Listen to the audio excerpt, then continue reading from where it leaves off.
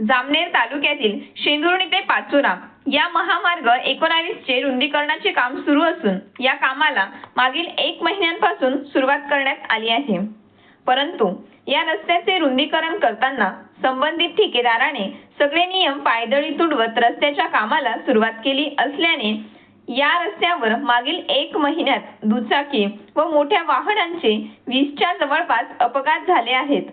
तसेच आज दिनांक 15 मे गुरुवार रोजी सकाळी पाचोरा ते भुसावळ जाणारी एसटी बस रस्त्याच्या कडेला जाऊन अपघात झाला, परंतु चालकाच्या सावधगिरीने पुढील अनर्थ टळला, अन्यथा मोठ्या कठीण प्रसंगाला सामोरे जावे लागले असते। तसेच या रस्त्याच्या कामात मोठ्या प्रमाणात भ्रष्टाचार होतोय अशा तक्रारी समोर येत आहेत। म्हणून संबंधित विभागाकडून या सगळ्या गैरप्रकाराकडे जाणून बुजून दुर्लक्ष केले जात असल्याचा आरोप सुज्ञ नागरिकांनी केला असून या रस्त्याच्या कामाची पाहणी करण्यात यावी अशी मागणी केली जात आहे। फार दिवसांपासून पाचोरा ते पहूर हा रस्ता अतिशय खराब होता। मध्यंतरी केंद्र शासनाच्या माध्यमातून या रस्त्याचं काम सुरू करण्यात आलं। जवळजवळ 2 महिन्यांपासून या रस्त्याचं काम सुरू आहे, परंतु प्रत्येक वेळी ठेकेदाराच्या चुकीमुळे या ठिकाणी अपघात घडत आले आहे।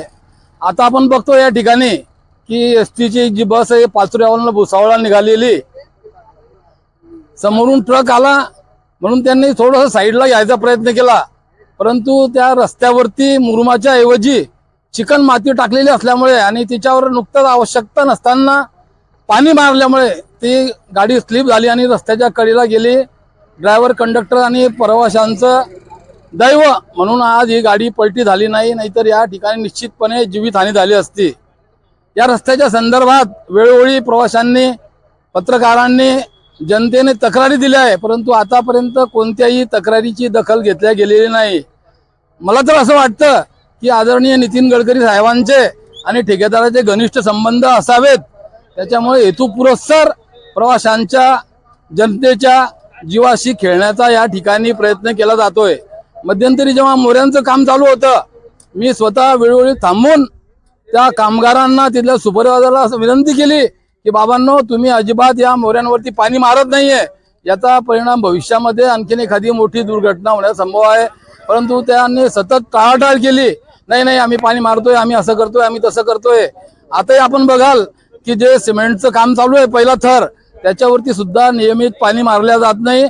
1-2 दिवस ते पाणी मारतात, त्याच्यानंतर जे गोंडपाट आहे ते गोंडाळून ठेवतात आणि परत पुढच्या कामाला सुरुवात होते।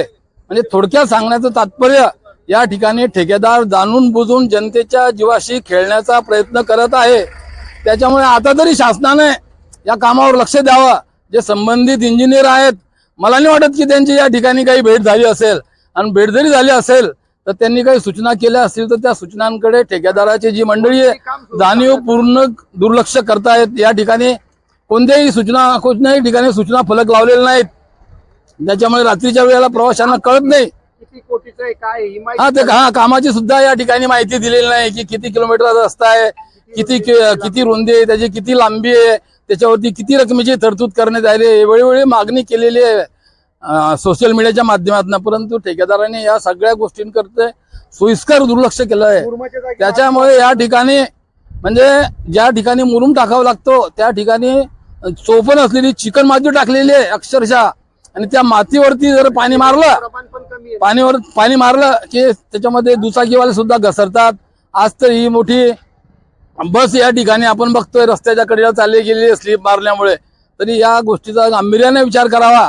अजून पावसाळ्याचे दिवस आलेले नाहीत, मला तर वाटतं ज्या दिवशी पाऊस सुरू होईल त्या दिवशी या ठिकाणी जवळच 5-50 दुचाकीचा ऍक्सिडेंट होईल, याच्यामध्ये कोणत्याही प्रकारची शंका नाही।